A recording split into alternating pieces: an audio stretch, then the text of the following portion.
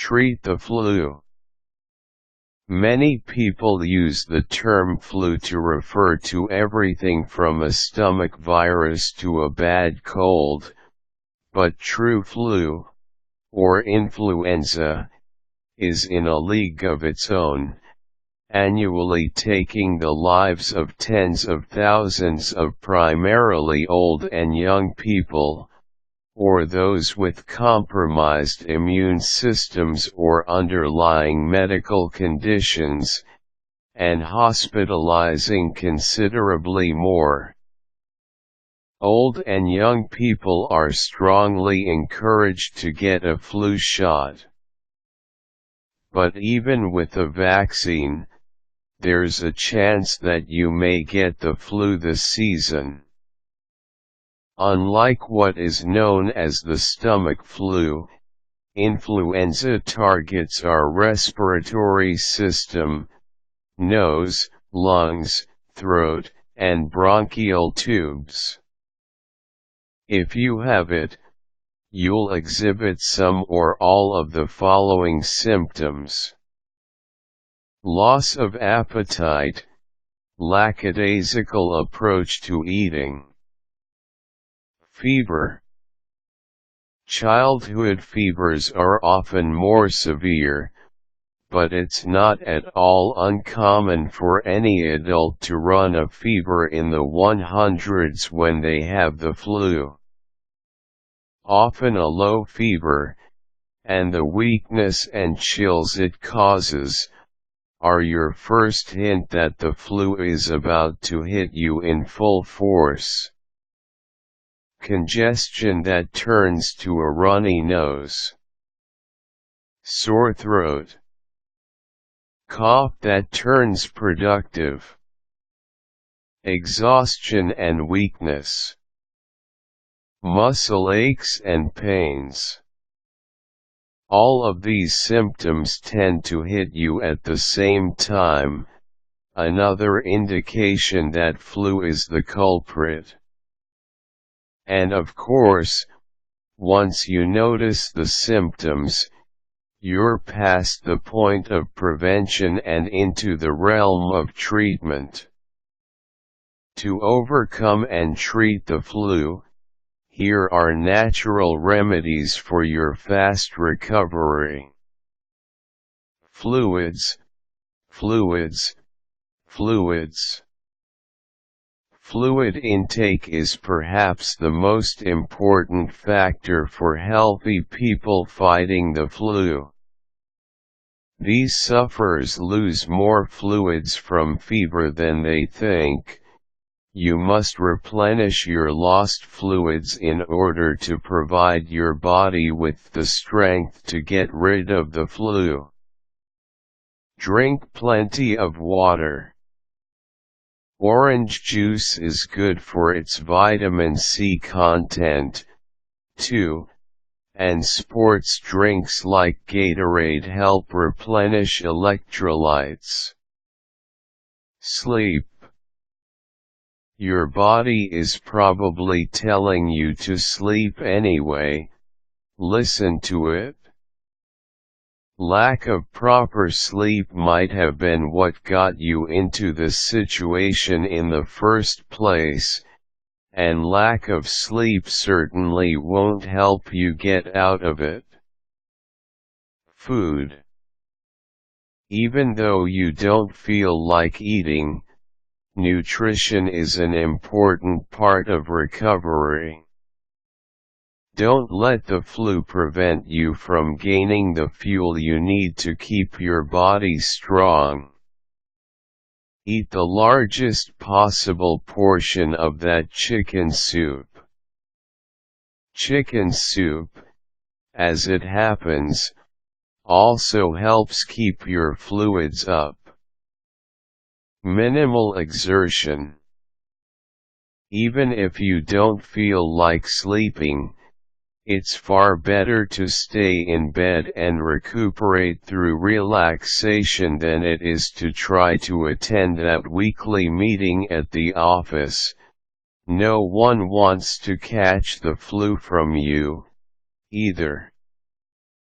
Keep an eye on that fever. As mentioned before, young children often suffer higher fever during the flu.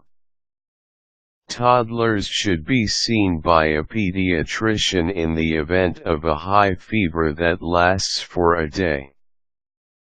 If your child is beyond toddler years, use their behavior to guide your decision. If a fever continues longer than 2 days and is accompanied by significant fatigue or any kind of pain, for example, schedule a doctor's appointment.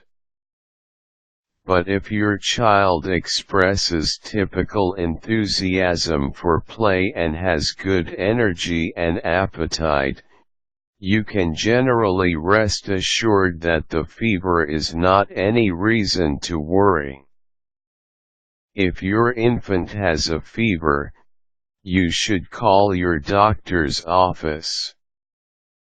As an adult, if your fever exceeds 103 degrees or if you've had a fever for more than 3 days, then you should call your doctor. The elderly and those with diabetes, a weakened immune system, cardiovascular disease, pregnancy beyond the first trimester, lung disease, or asthma should call their doctor when flu symptoms arrive. Medications. As a general rule, you should take as little medication as possible. Pain and fever reducers.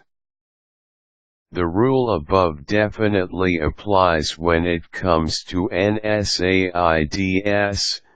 nonsteroidal anti-inflammatory drugs, like Tylenol or Advil.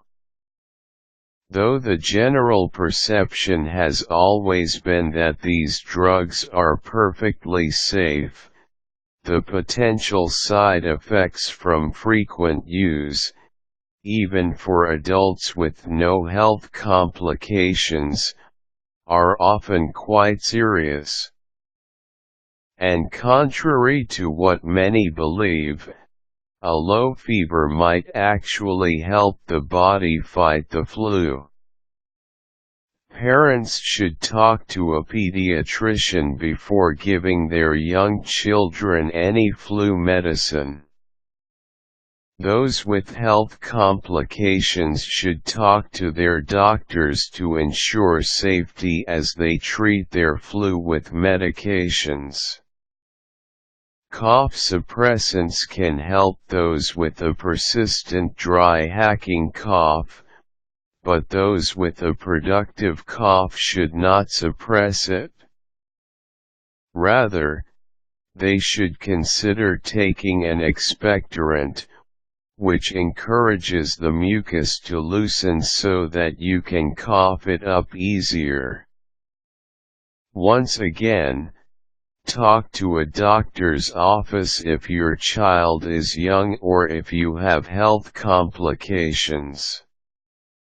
Decongestants, both spray and pill form, can be taken by healthy adults, but can often exacerbate congestion when taken for more than 3 days.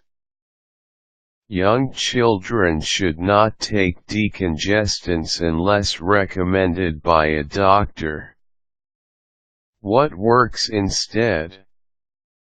Try saline nasal sprays, humidifiers, breathing strips, commonly used to stop snoring, lots of fluids and, Grandma was right, chicken soup. In some cases, your doctor may prescribe antiviral medication to help you fight a bad case of flu. However, Doctors are inclined to do so only if other treatment methods have failed or aren't an option. Some antiviral medication is unacceptable for those with certain lung conditions. Most of the time, lots of rest and fluids will speed your recovery. If you're stuck with the flu, this might be the perfect time to take up that book you've been meaning to read, or just catch up on sleep. And as you recover, you can rediscover the joys of daytime television. Eat your chicken soup and drink your water. You'll be rid of the flu before you know it.